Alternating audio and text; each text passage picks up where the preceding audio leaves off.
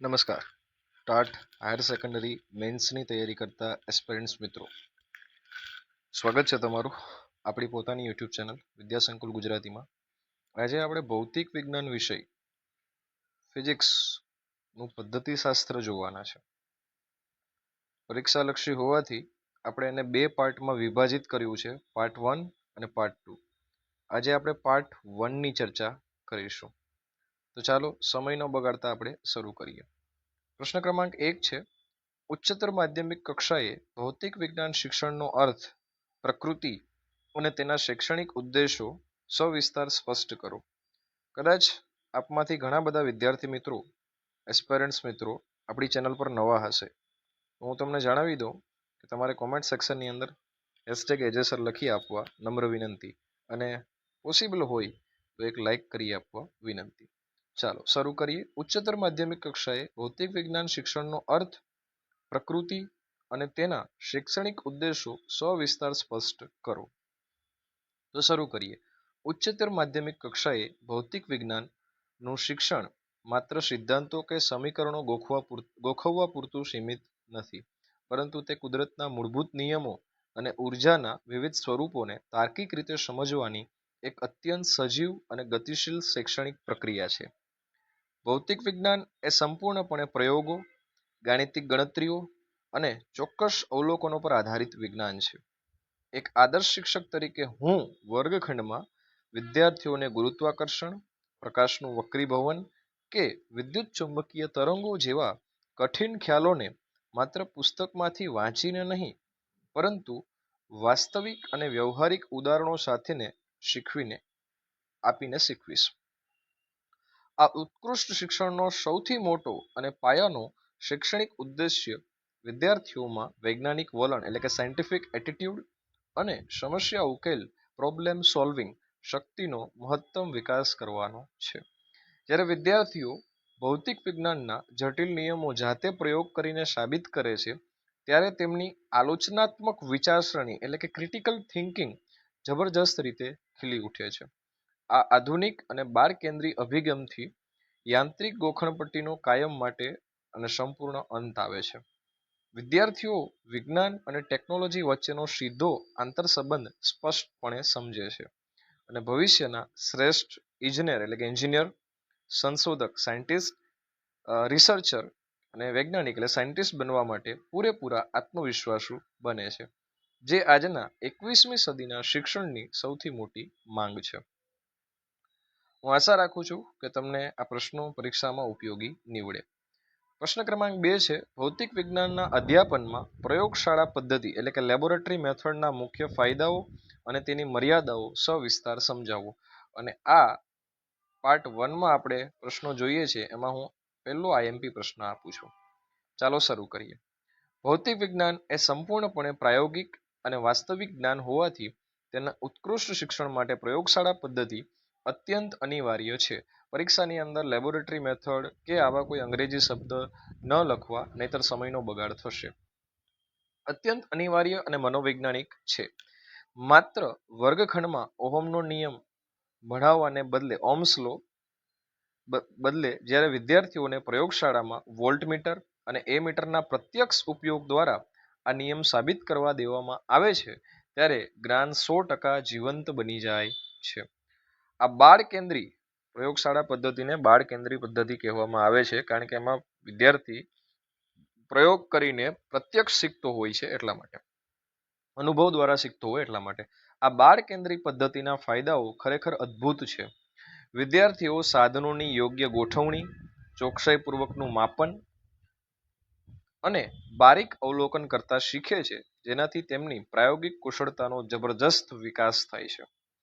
આ પ્રત્યક્ષ અનુભવથી ગોખણપટ્ટીનો કાયમી અંત આવે છે અને લાંબા ગાળાનું સ્મરણ 100% શક્ય બને છે. જો કે એક આદર્શ શિક્ષક તરીકે મારે તેની મર્યાદાઓ પણ ધ્યાનમાં રાખવી જોઈએ. એનું રીઝન છે કે આપણને પ્રશ્નમાં મર્યાદાઓ પૂછેલી છે, તો જોઈએ મર્યાદા. આ પદ્ધતિ અત્યંત સમય માગી લે તેવી છે, તેથી નિયત સમયમાં વિશાળ અભ્યાસક્રમ પૂરો કરવો એક ક્યારેક મુશ્કેલ બને છે. વળી ભૌતિક વિજ્ઞાનના આધુનિક સાધનો ઘણા ખર્ચાળ હોવાથી દરેક શાળા માટે તેને પૂરતા પ્રમાણમાં ઉપલબ્ધ કરાવવા પડકારજનક છે. આમ છતાં યોગ્ય આયોજન અને તકેદારીથી આ પદ્ધતિ દ્વારા ભૌતિક વિજ્ઞાન શિક્ષણને સાચા અર્થમાં રસપ્રદ, વૈજ્ઞાનિક અને સંપૂર્ણપણે પરિણામલક્ષી બનાવી શકાય છે. ઓલરાઈટ, હવે આપણે ક્વેશ્ચન નંબર 3 તરફ આગળ વધીએ. ભૌતિક વિજ્ઞાનમાં આગમન અને નિગમન પદ્ધતિ એટલે કે ઇન્ડક્ટિવ અને ડિડક્ટિવ મેથડ નો વિવેકપૂર્ણ ઉપયોગ ઉદાહરણ આપી અને સમજાવો. તો પહેલા તો આપણે એ સમજવું પડે કે આગમન એટલે શું અને નિગમન એટલે શું. બરાબર, તો આપણે પહેલા એનો ખ્યાલ સ્પષ્ટ કરી લઈએ, પછીથી આપણે નિગમન તરીકે આગળ વધીએ. ભૌતિક વિજ્ઞાનના કઠિન સિદ્ધાંતો અને જટિલ સમીકરણોને સ્પષ્ટ રીતે સમજાવવા માટે આગમન અને નિગમન નિયમ પરથી, બરાબર, અને આગમન એટલે ઉદાહરણ પરથી વિવેકપૂર્ણ સમન્વય એ એક આદર્શ શિક્ષકની સૌથી મોટી શૈક્ષણિક તાકાત છે. જો વ્યાખ્યા આપું છું જે ઉપયોગી નીવડશે, તમે આને યાદ રાખશો તો ઘણું બધું લખી શકશો. આગમન પદ્ધતિ એટલે વિશિષ્ટ અને પ્રત્યક્ષ ઉદાહરણો પરથી ધીમે ધીમે સામાન્ય નિયમ તરફ જવાની વૈજ્ઞાનિક પ્રક્રિયા એટલે આગમન પ્રક્રિયા. ઉદાહરણ તરીકે તમે પેલા જડત્વનો ડિફરન્ટ એક્ઝામ્પલ આપો પેલા ઇનર્શિયાના, અને પછીથી તમે કોઈ સચોટ નિયમ તારવો. તો પેલા તમે જડત્વના ઉદાહરણ આપ્યા અને એના પરથી જડત્વનો નિયમ આપ્યો, તો આને આગમન કહેવાય. એના બદલે તમે એવું કરો કે પેલા નિયમ આપો અને પછી એના ઉદાહરણો આપો, તો એને નિગમન કહેવાય. નિયમ પરથી ઉદાહરણ તો એ નિગમન છે, જ્યારે ઉદાહરણ પરથી નિયમ તો એ આગમન છે. ચાલો, બરાબર. ઉદાહરણ તરીકે અહીંયા એક બીજું એક્ઝામ્પલ આપ્યું છે. હું ઓહમનો નિયમ સાબિત કરવા માટે પ્રયોગશાળામાં વોલ્ટેજ અને પ્રવાહના અલગ અલગ મૂલ્યો લઈને વિદ્યાર્થીઓ પાસે ગુણોત્તર કઢાવીશ V વર્સિસ I નો. તો જ્યારે બધા મૂલ્યો અચળ આવશે ત્યારે વિદ્યાર્થી જાતે જ નિયમ તારવશે. આ મનોવૈજ્ઞાનિક પદ્ધતિથી ગોખણપટ્ટીનો કાયમી અને સંપૂર્ણ અંત આવે છે. હવે આપણે નિગમનની વ્યાખ્યા જોઈએ. તો નિગમન પદ્ધતિ એટલે સામાન્ય નિયમ પરથી વિશિષ્ટ ઉદાહરણો કે દાખલા તરફ જવું. બરાબર, તો તમારે શું કરવાનું, પહેલા ન્યૂટનની ગતિનો બીજો નિયમની આખી સાબિતી આપી જાય, પછી આ જ સૂત્રનો ઉપયોગ કરી અને વિદ્યાર્થીઓ પાસે બળ કે પ્રવેગ શોધવાના વિવિધ ગાણિતિક ખ્યાલો કે દાખલાઓ ગણાવવાના હોય છે.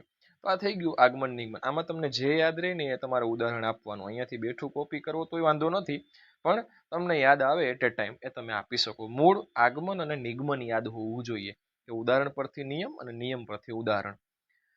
નિગમન પદ્ધતિથી સમયનો મહત્તમ બચાવ થાય છે, કારણ કે નિયમ આપીને સીધી સાબિતી આપીને સીધું ધડબડાટી દાખલા ગણાવી દો એટલે ઝડપથી સિલેબસ પૂરો થાય, પણ ગોખણપટ્ટીનો વિકાસ થાય. આમ બંને પદ્ધતિઓ એકબીજાના સંપૂર્ણ પૂરક છે. તેમાં 100% સંતુલિત ઉપયોગ કરો બંનેનો, તો વિદ્યાર્થીઓનું ભૌતિક વિજ્ઞાનનું જ્ઞાન અત્યંત તાર્કિક, સચોટ અને આજીવન સ્થાયી બને છે. ઓલરાઈટ, નાઉ ક્વેશ્ચન નંબર 4 તરફ આગળ વધીએ. ભૌતિક વિજ્ઞાન માટે આદર્શ પ્રશ્નપત્રની જે બ્લુપ્રિન્ટ છે એ તૈયાર કરવાના મુખ્ય સોપાનો અને તેનું શૈક્ષણિક મહત્વ સમજાવો. આ અગેન એક આઈએમપી પ્રશ્ન છે, કારણ કે બ્લુપ્રિન્ટ પૂછાતી હોય એવો મોટો પ્રશ્ન કહી શકાય. દરેક વિષય માટે બ્લુપ્રિન્ટ આઈએમપી હોય છે. તમારે ખરેખર તો આપણે છે ને આપણી જે ભૌતિક વિજ્ઞાનની તમારો સબ્જેક્ટની જે બ્લુપ્રિન્ટ આવતી હોય એમાં ઉપર તમે જોયું હશે જ્ઞાન, સમજ, ઉપાયોજન અને કૌશલ્ય. બસ એ અહીંયા આવી જવું જોઈએ, એન કેન કોઈ પણ પ્રકારે. જ્ઞાન, સમજ, ઉપાયોજન અને કૌશલ્ય આ દરેક વિષયમાં આવતું હોય એ અહીંયા આવી જવું જોઈએ. ટકાવારી કદાચ યાદ ન રહે તો પણ વાંધો નથી, એના માર્ક્સ નહીં કપાય. ઉચ્ચતર માધ્યમિક કક્ષાએ ભૌતિક વિજ્ઞાન જેવા ગહન અને દાખલાઓથી ભરપૂર વિષયમાં વિદ્યાર્થીઓનું 100% સચોટ અને તટસ્થ મૂલ્યાંકન કરવા માટે બ્લુપ્રિન્ટની વૈજ્ઞાનિક રચના કરવી એ સૌથી મોટી અને અનિવાર્ય શૈક્ષણિક આવશ્યકતા છે. બ્લુપ્રિન્ટ એટલે ત્રિપરિમાણીય 3D માળખું. એક ઉત્કૃષ્ટ શિક્ષક તરીકે હું બ્લુપ્રિન્ટ બનાવતી વખતે ચોક્કસ સોપાનોને અનુસરી.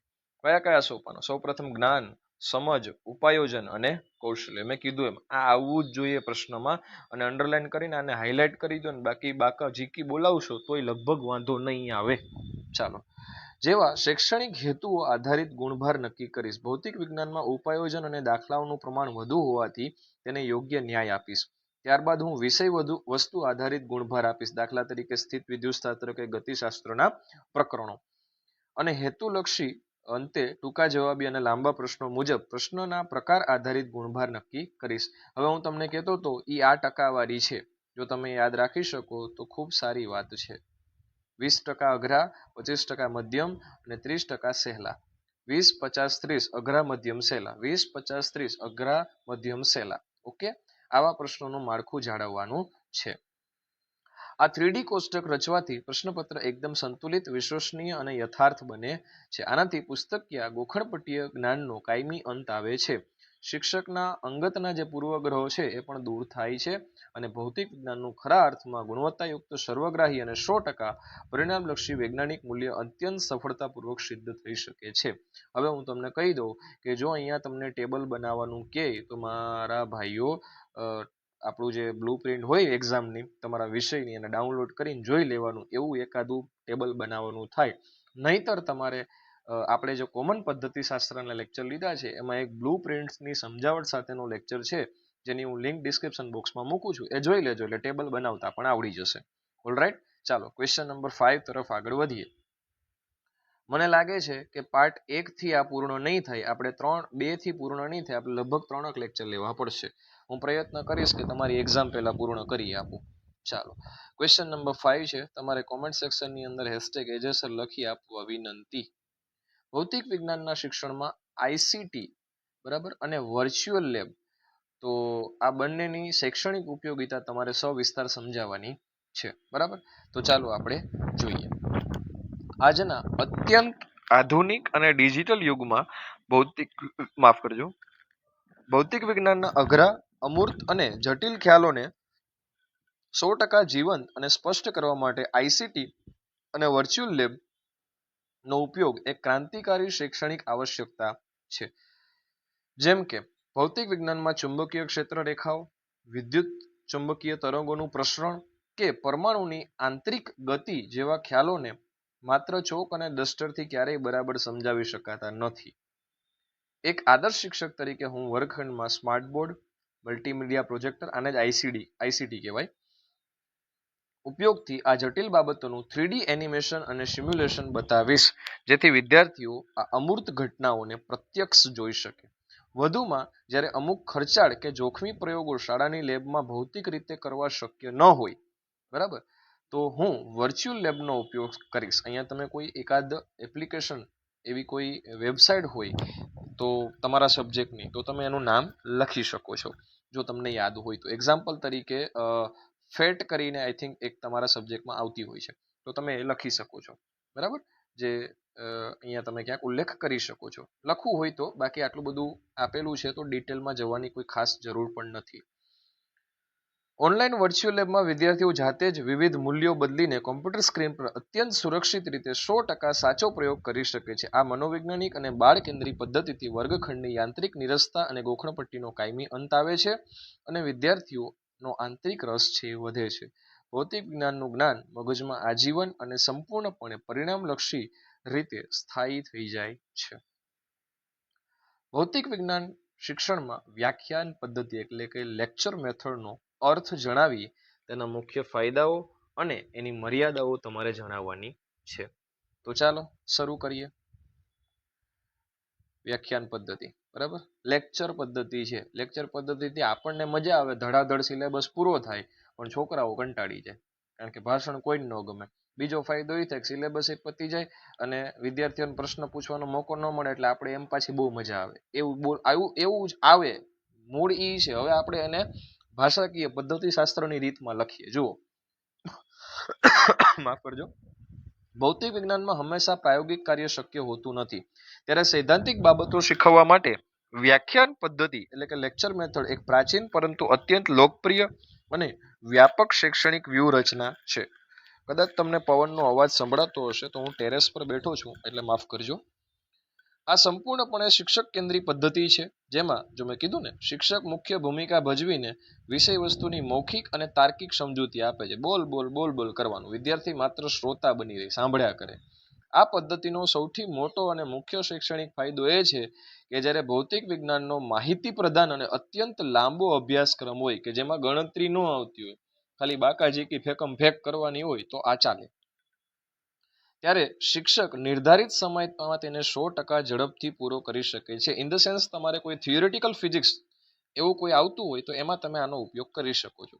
ઐતિહાસિક વૈજ્ઞાનિકોનો પરિચય કે ગહન સિદ્ધાંતોની પૂર્વ ભૂમિકા બાંધવા માટે આ પદ્ધતિ સર્વશ્રેષ્ઠ છે.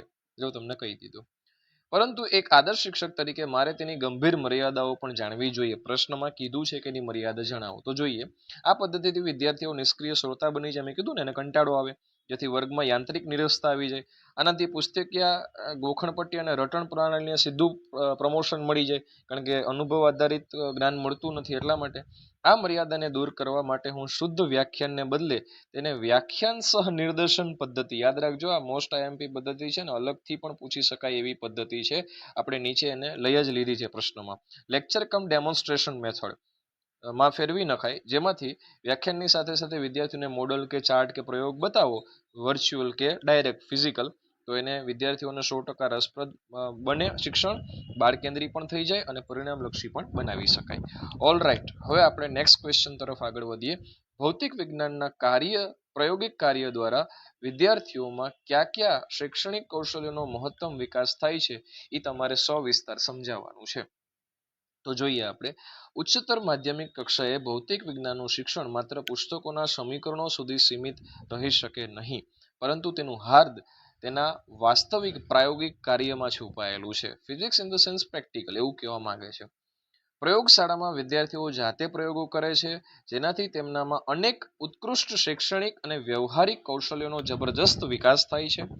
એક આદર્શ ભૌતિક વિજ્ઞાન શિક્ષક તરીકે હું કહી શકું કે પ્રાયોગિક કાર્યથી સૌપ્રથમ હસ્તકૌશલ્ય વિકસે છે, મેનિપ્યુલેટિવ સ્કિલ વિકસે છે. સ્ક્રુગેજ કે સ્ફેરોમીટર જેવા નાજુક અને અત્યંત માઇક્રો સાધનોની યોગ્ય પસંદગી, સંભાળ અને ચોકસાઈપૂર્વકનો ઉપયોગ કરવાની આવડત તેનામાં આવડે છે.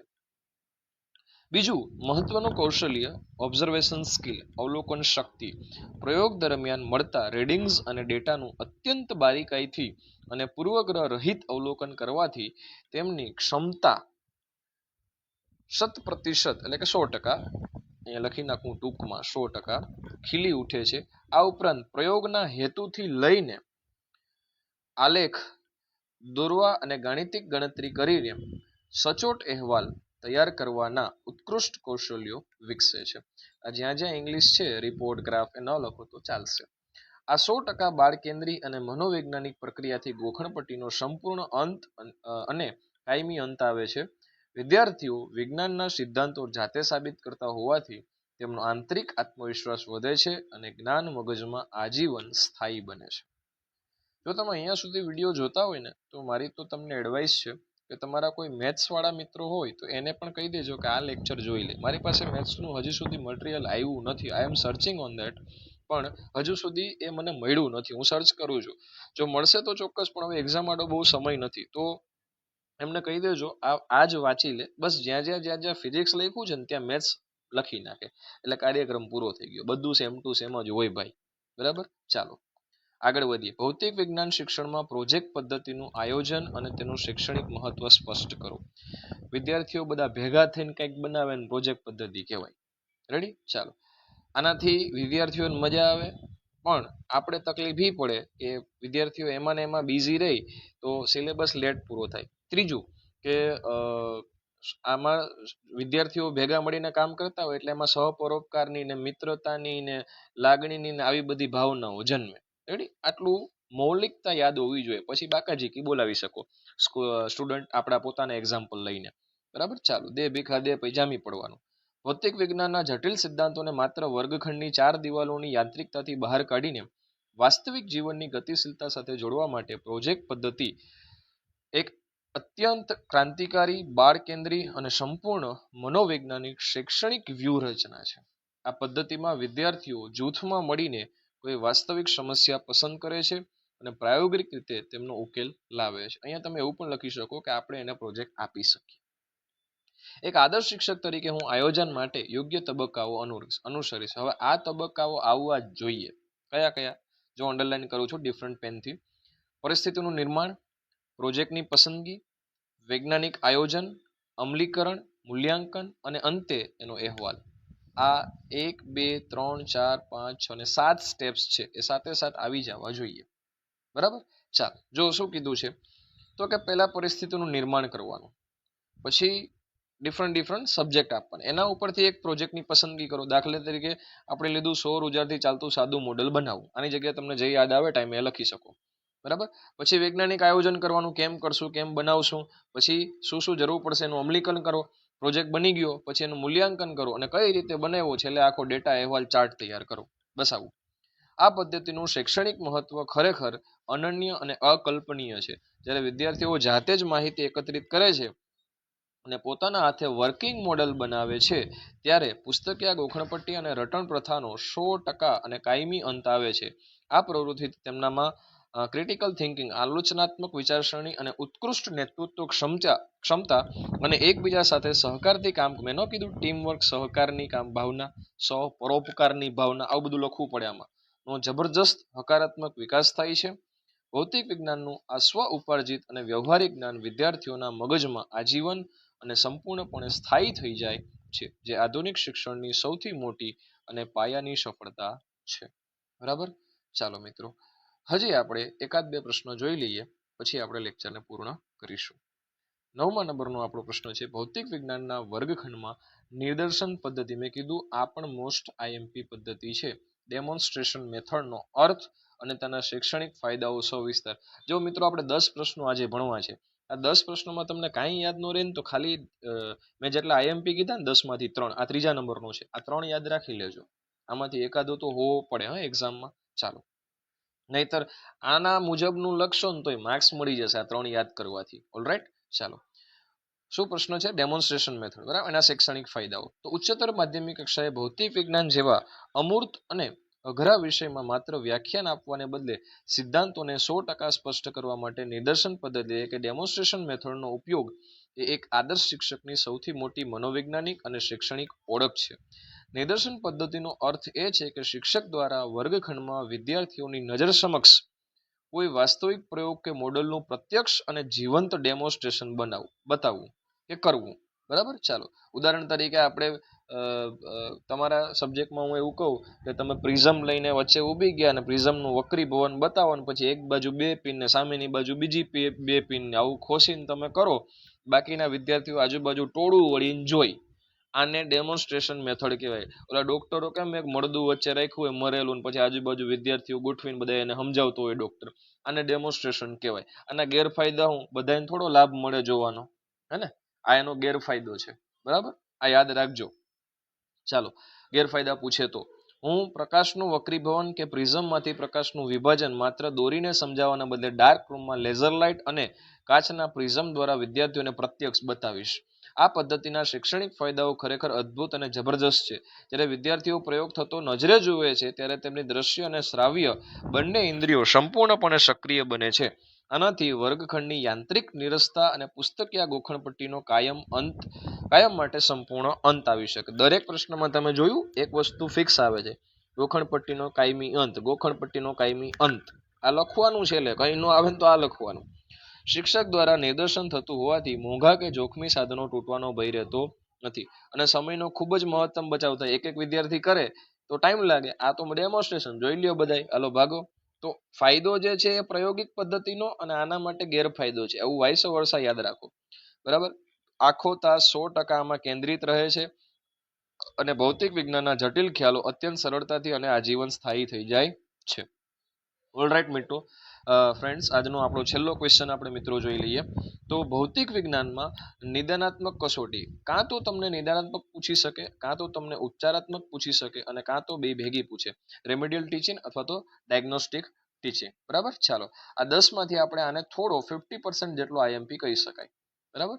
જે 10 પ્રશ્નો આપણે જોઈએ છીએ આજના, એમાં 10 માંથી આ જે 10મો પ્રશ્ન છે, 3 તો મેં તમને મોસ્ટ આઈએમપી કીધા, પણ આ 50% જેટલો કહી શકાય. એટલે વાંચી લેજો, જોઈ લેજો.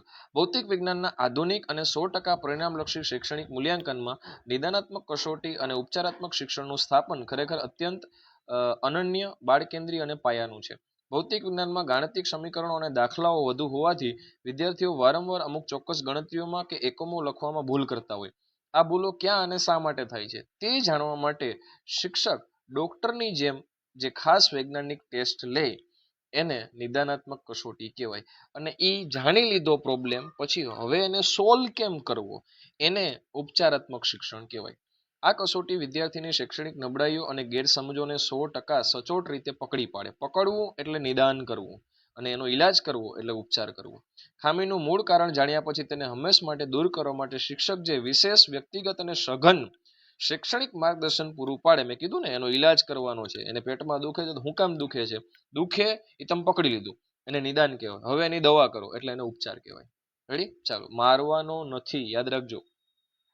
અત્યંત મનોવૈજ્ઞાનિક પ્રક્રિયાથી વિદ્યાર્થીઓના મનમાંથી ભૌતિક વિજ્ઞાનના દાખલાઓનો અનાવશ્યક ડર, માનસિક તણાવ કાયમ માટે સંપૂર્ણ દૂર થઈ જાય છે. રટણ પ્રણાલીનો અંત આવે છે, મેં કીધું ને, અને વિદ્યાર્થીઓનું જ્ઞાન 100% શુદ્ધ, પ્રમાણભૂત અને ક્ષતિરહિત બને છે, જે સાચા અર્થમાં એક આદર્શ ભૌતિક વિજ્ઞાન શિક્ષક અને એક નવી શિક્ષણ નીતિની સૌથી મોટી ઐતિહાસિક સફળતા છે. તો વિદ્યાર્થીઓ, આપણે આપણા નેક્સ્ટ લેક્ચર સેશનમાં મળીશું. આ પીડીએફ હું પોસિબલ એટલી વહેલી આપણા ટેલિગ્રામ ગ્રુપમાં મુકાવી દઈશ, જેથી